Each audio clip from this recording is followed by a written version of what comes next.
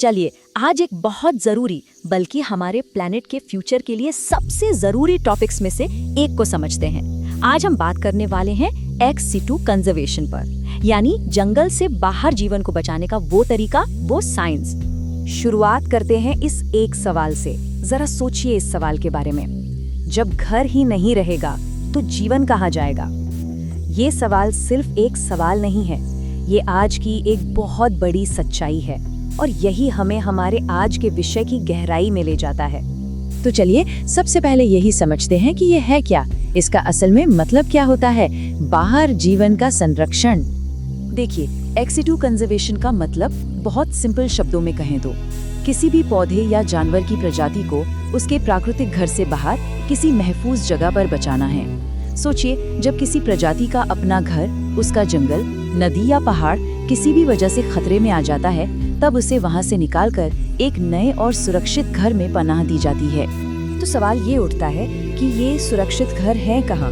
ये नए ठिकाने कौन से हैं जहाँ इन प्रजातियों को बचाया जा रहा है? चलिए देखते हैं कि आज के दौर में कंजर्वेशन के ये बड़े बड़े केंद्र कौन से हैं। इन्हें हम आज के जमाने की नोआज आर्क कह सकते हैं, है ना?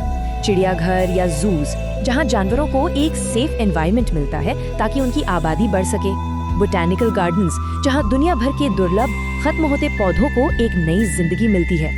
सीड बैंक्स और जीन बैंक्स, ये तो भविष्य के लिए एक खजाना है। यहाँ पौधों और जानवरों के जेनेटिक कोड्स को संभाल कर रखा जाता है ताकि जरूरत पड़ने पर हम उन्हें वापस ला सकें। और हाँ, एक्वेरियम्स को कैसे भूल सकते हैं, जो हमारे समंदरों और नदियों के अनमोल जीवन को बचा रहे हैं। अच्छा, ये सब तो ठीक है, पर आखिर ये सब इतना जरूरी क्यों है? क्यों इतनी मेहनत की जा रही है? क्या फर्क पड़ता है इससे? इसकी अहमियत को समझना बहुत जरूरी है।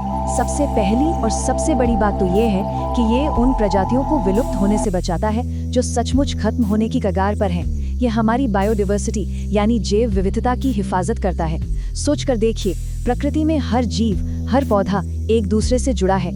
एक कड़ी भी टूटी तो पूरा बैलेंस बिगड़ सकता है। और ये सिर्फ जानवरों और पौधों की बात नहीं है, ये हमारे भविष्य की भी बात है। हमारे संसाधन जैसे कि दवाइयाँ जो पेड़ पौधों से बनती हैं या खाने पीने की चीजें, ये सब भी इसी से सुरक्षित हैं। और शायद सबसे बड़ी बात, ये हम सबको एजुकेट करता है, हमें जागरूक बनाता है। ये हमें सिखाता है कि कैसे प्रकृति के साथ मिलकर रहा जाए।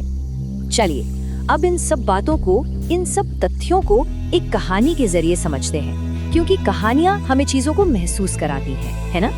तो कहानी शुरू होती है मध्य प्रदेश के एक छोटे से गांव से। वहाँ एक स्कूल था, प्रकृति मित्र विद्यालय, और नाम की ही तरह वहाँ के बच्चे कुदरत से बेहद प्यार करते थे। एक दिन उनकी जो साइंस टीचर थी, सीमा मैडम, वो बच्चों को एक ट्रिप पर ले गईं। कहाँ? एक बोटैनिकल गार्डन और जू में। और ये ट्रिप सिर्फ एक घूमना फिरना नहीं था, ये एक ऐसा सबक बनने वाला था जो उनकी जिंदगी बदल देता। वहाँ घूमते घूमते एक बच्चे ने, राहुल ने, बहुत ही मासूम सा सवाल पूछा, मैडम ये पौधे जंगल में क्यों नहीं हैं? और बस यही वो सवाल था जिसने सब कुछ बदल दिया। सीमा मैडम ने बहुत आराम से, प्यार से उसे समझाया, बेटा देखो, जंगल कट रहे हैं, प्रदूषण बढ़ रहा है, इस वजह से कई पेड़ पौधे और जानवर खत्म हो रहे हैं। तो जो वैज्ञानिक हैं वो उन्हें यहाँ ले आते हैं ताकि वो सुरक्षित रहें, और इसी को कहते हैं एक्स सिटू कंजर्वेशन। और फिर बच्चों ने अपनी आंखों से वो देखा जो शायद किताबों में पढ़कर कभी नहीं समझ पाते। एक घायल कछुआ जिसे जंगल से बचा कर लाया गया था, और एक डॉक्टर बहुत प्यार से उसका इलाज कर रहे थे। उस एक पल में कंजर्वेशन सिर्फ एक भारी भरकम शब्द नहीं रहा, बल्कि एक एहसास बन गया, एक जीती जागती हकीकत। अब जब बच्चे ये सब देख चुके थे, महसूस कर चुके थे, तो इसका असर होना तो लाजमी था। यहीं से शुरू हुई जागरूकता की एक नई लहर। जब बच्चे अपने गांव वापस लौटे तो वो पहले जैसे नहीं थे। उनके अंदर एक नई समझ पैदा हुई थी कि इंसान सिर्फ प्रकृति का इस्तेमाल करने वाला नहीं है, वो उसका रक्षक भी हो सकता है, उसका दोस्त भी बन सकता है। और ये सिर्फ एक सोच बनकर नहीं रह गई, उन्होंने इसे एक्शन में बदला। गांव में एक छोटा सा अभियान शुरू किया, लेकिन उसके इरादे बहुत बड़े थे। उन्होंने मिलकर पेड़ लगाए, पक्षियों के लिए सकोरों में पानी रखना शुरू किया और प्लास्टिक का इस्तेमाल कम करने की कसम खाई।